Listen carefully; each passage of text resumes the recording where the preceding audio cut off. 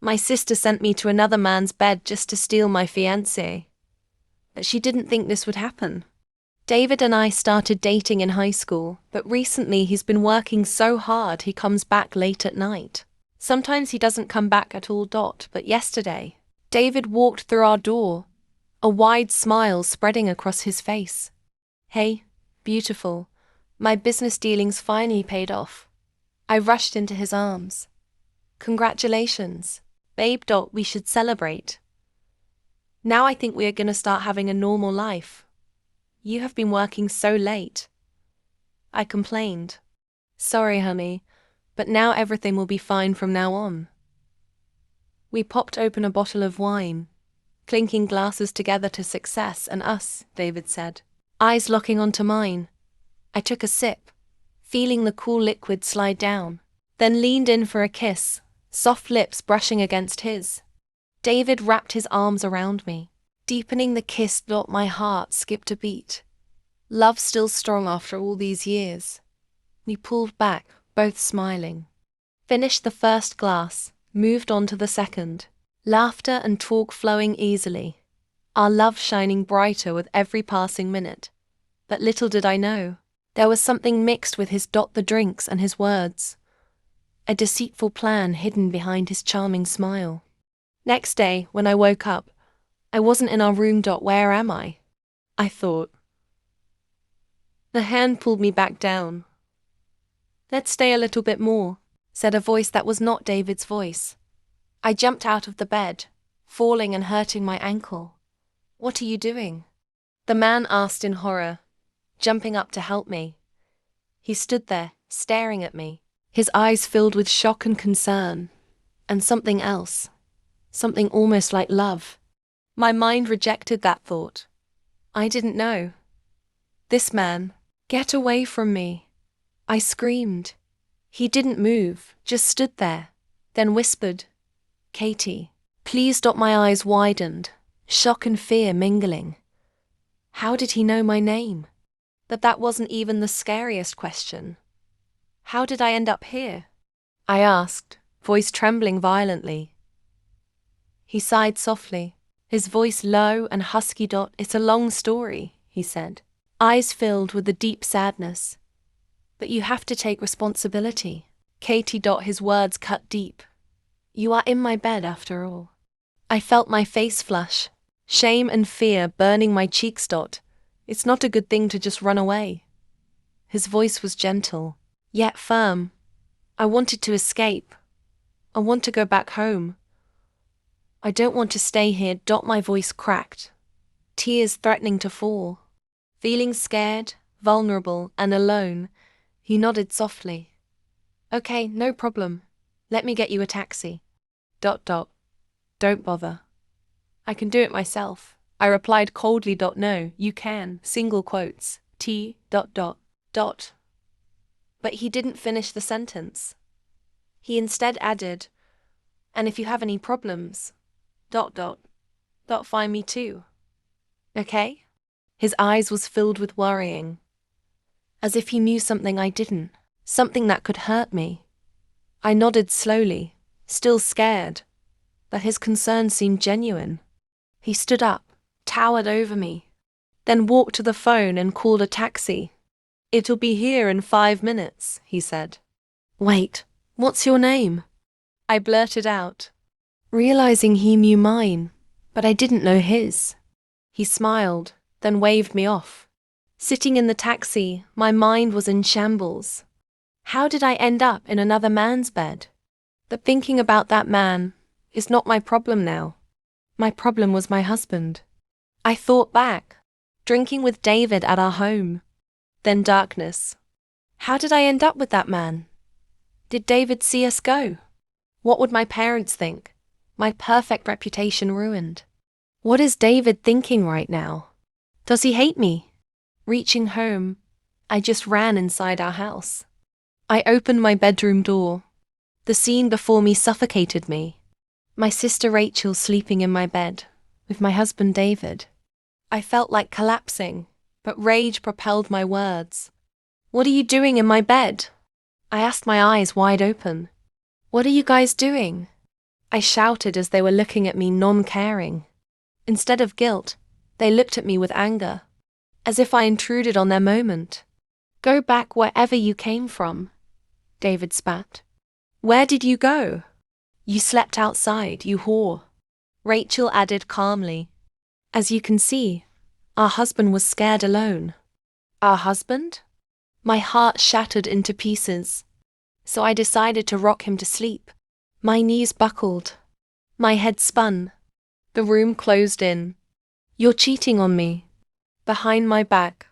Aren't you? Tears streamed down my face. My voice cracked. What did you do to me yesterday? I was with you drinking, David. I remember that. But then, I woke up. Elsewhere. My vision blurred. Tears fell faster.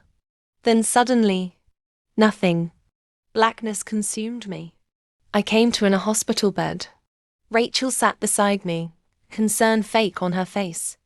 David stood near the door, eyes cast down. A doctor entered. You fainted from emotional shock, rest is prescribed. I glared at Rachel. Get out! I roared, my voice echoing off hospital walls. Pain and anger blazing through every word. Without even a sorry, Rachel stood up and went out. David still stood there looking at me, his face unreadable, as if his mind was spiraling. I said, "Get out, David." I shouted. Rachel peeped back inside, her face cold. No remorse at all. Don't yell at him, Katie. You're not innocent either. And it's not David's fault. It's your fault. My eyes narrowed, anger rising.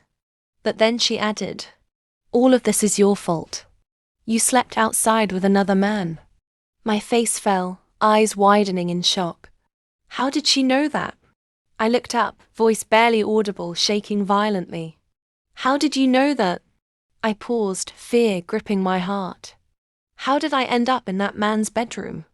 A man's voice came from behind Rachel as she was forcefully pushed back inside the room. I stood frozen, fear mixed with shock. I knew that voice. It was the man whose bed I woke up with. Then he explained, his voice low and even. It's because they are the ones who sent you there. My eyes locked onto David, then Rachel. Betrayal burning within me. The two of them brought you to my house. Rachel and David exchanged nervous glances. Caught. Their deceitful plan finally exposed. I felt blood draining from my face. How long have they been doing this behind my back? How long have they planned to do this to me? My mind screamed. Tears of betrayal welled up in my eyes. Then I looked up, my eyes locking at this man. And you? What are you doing here? I shouted. My throat dried. My voice cracked with emotion. Get out. I don't want to see you all. I felt betrayed. I'm going to report you all. Why would you play with me like this? I cried. I shouted. Tears streamed down my face. My body shook violently. My heart raced with pain. The man knelt down near me, his eyes filled with concern. Stop it, Katie. Stop with shouting. His voice soft, gentle. I will throw everyone out. I won't allow anyone to disturb you if you don't like it. He paused, his jaw clenched. But I don't want you to get hurt.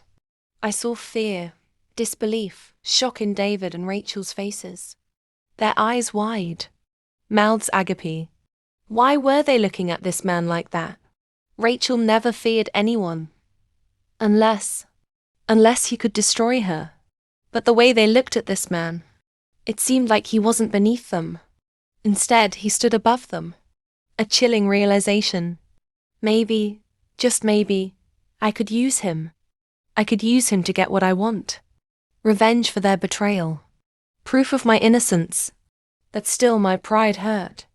Burned by their deception. After thinking for a while, pieces fell into place. I think I know what happened. My husband and sister, they drugged me. Sent me to someone else's bed. Just to get rid of me. To make it seem like I cheated first.